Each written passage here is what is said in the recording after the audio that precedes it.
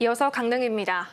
태풍이 지나간 후 아직도 복구 작업이 진행 중인 가운데 바닷가는 태풍이 몰고 온 쓰레기로 몸살입니다. 해양 생태계의 악영향에다 어민 안전까지 우려되면서 관련 예산도 부족해 국비 지원이 절실한 상황입니다. 정면고 기자가 보도합니다. 해수욕장에서 폐기물 수거 작업이 한창입니다.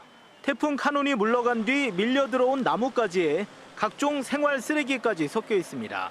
해변 한 곳에서 수거한 폐기물만 100톤이 넘습니다.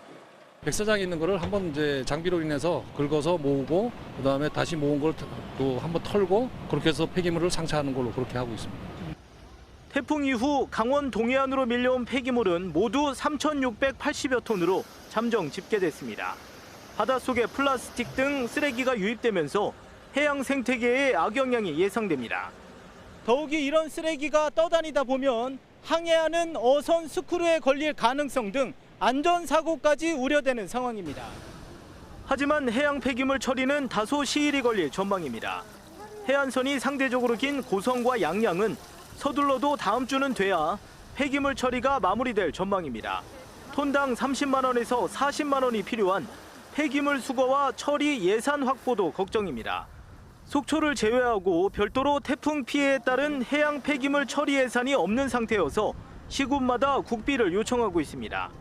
해안에 많은 쓰레기가 발생됐기 때문에 지금 지자체에는 지금 이런 상황에 대해서 준비가 되어 있지 않습니다.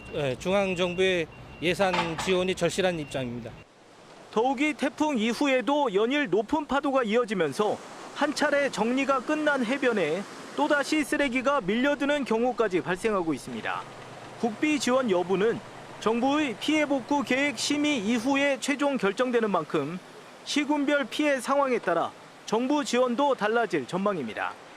KBS 뉴스 정면구입니다. 동해안권 경제자유구역 북평지구에 수소에너지 산업 관련 기업 추가 입주가 추진됩니다. 동해안권 경제자유구역청은 수소에너지 제조와 플라즈마 시스템 개발, 수소 저장 합금 제조 등 수소에너지 산업 관련 투자기업 3곳이 모레까지 입주 계약을 맺을 예정이라고 밝혔습니다. 이번 계약에 따라 북평지구 입주 기업은 모두 8곳으로 확대되며 수소 관련 기업은 6곳으로 늘어납니다. 강릉시가 군용 비행장 소음 피해 보상금을 지급합니다. 강릉시는 지난해 신청받아 지급이 확정된 보상금 106억 6천만 원을 시민 4만 979명에게 내일 각각 나눠 지급할 예정입니다. 군소음 피해 보상금 신청과 지급은 해마다 시행되고 있으며 올해분 보상금은 내년 1월에 신청할 수 있습니다. 오는 19일 속초 하나리조트에서 열리는 워터밤 속초 2023 행사에 15,000여 명이 몰릴 것으로 예상되면서 속초시가 안전관리를 강화하기로 했습니다. 속초시는 민간이 주도하는 행사지만 대규모 인파가 몰리는 만큼 경찰과 소방 등 관계기관 합동으로 안전사고 예방 대책회의를 개최한 데 이어 공연 하루 전에는 관람객 이동 동선과 비상 대피로 등을 점검할 계획입니다. 또 행사 당일 유관기관 합동으로 현장 상황실을 운영하면서 만일의 사태에 대비한다는 방침입니다. 고성군은 다음 달까지 지역 착한 가격업소 22곳에 시설 개선 비용 등의 명목으로 업소당 최대 200만 원의 인센티브를 지원합니다.